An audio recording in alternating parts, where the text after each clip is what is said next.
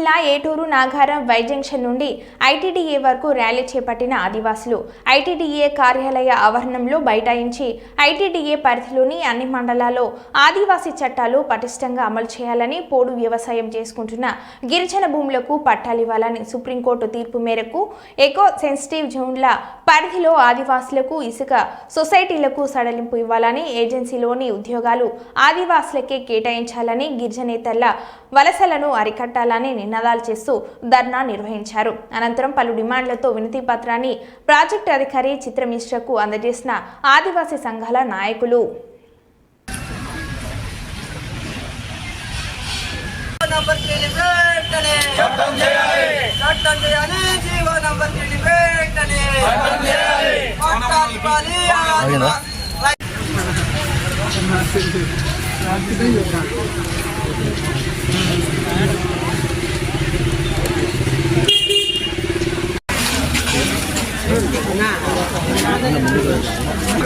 Implement చేయడానికి మొత్తం చేయాలి.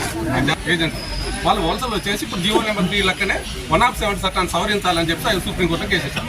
అంటే ఇక్కడ అధికారుల నిర్లక్ష్యం వల్లనే ఏజెన్సీ ప్రాంతంలో ఇది జరుగుతుంది తప్ప లేకపోతే ఖచ్చితంగా చట్టం అమలు అయ్యాయి. ఇక్కడ ఉన్న అధికారులు ఆ చట్టాన్ని అమలు చేయకపోవడం వల్లే ఈ ప్రాబ్లమ్స్ వస్తాయి.